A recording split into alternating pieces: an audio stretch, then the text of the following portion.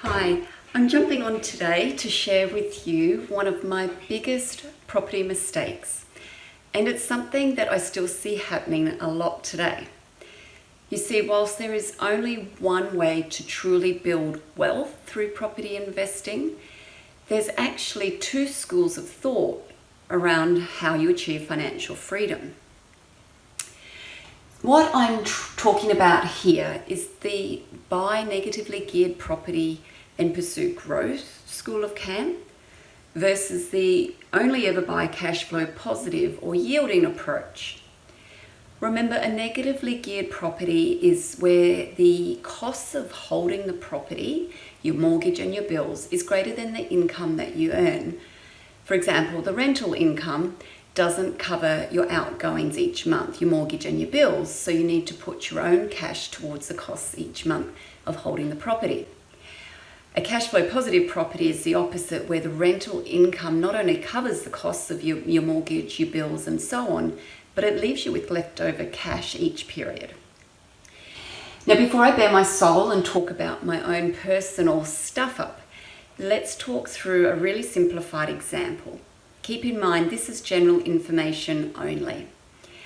I want to keep this example as simple as possible, so there are some generalizations in the numbers here.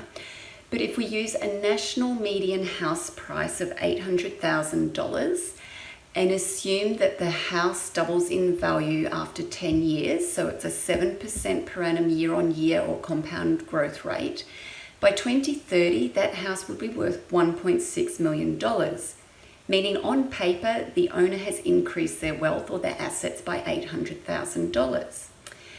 Now, the national median rent in July 2020 was $450 per week. So we can assume then the rental yield of 3%. So after 10 years of ownership and excluding costs and tax, the owner has an increase in their assets of $800,000 and earned $235,000 in gross rental income. On the flip side, for cash flow positive property, it might grow in value by more of a 4% per annum rate, but achieve a high rental yield of 6%. So let's assume someone buys a house for $350,000 today and it rents for $450 per week.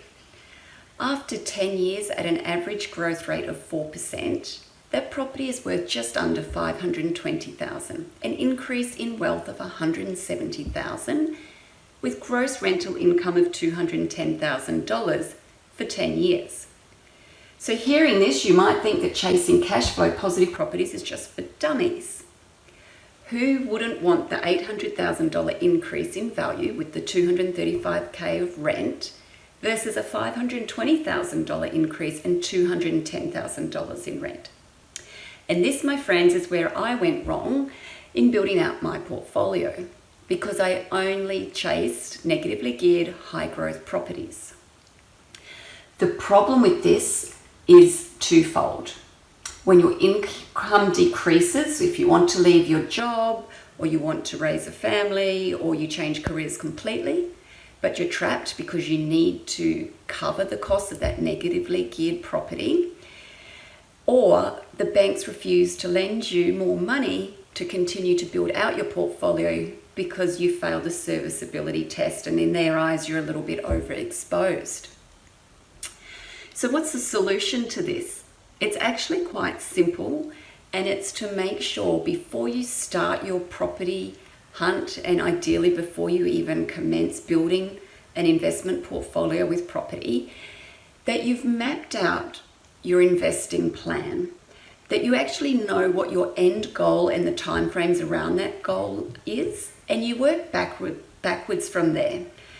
That way you can work out, well, how many investment properties do I actually need in order to achieve my financial goal, and whether those properties should be a high growth or negatively geared, whether it should be cash flow positive yielding, or perhaps it's a balanced property. And that might change for each purchase that you do in order to build your portfolio. It depends on each person and their factors, such as when do you want to retire, how much do you want in retirement, what type of risk appetite you have, what type of investor you are. Remember though that growth properties is what creates real wealth, but cash flow positive properties will help you move through that path and build your portfolio to achieve that wealth. We introduce all of these concepts and the property investor lifeline to our students in our Buyers Bootcamp course, but I encourage you to put some thought around this yourself and become familiar with that process of mapping out your needs and your portfolio without the scattergun approach of buying an investment property just because you should. Now, I hope you've enjoyed what I've had to say today. If you've got any questions, please pop them in the box in the comments down below, or you could email us at coaches@buyersacademy.com.au. And if you've got a friend or family member that might find this valuable, please share this video and invite them to like the Property Buyers Academy Facebook page also. Ciao for now.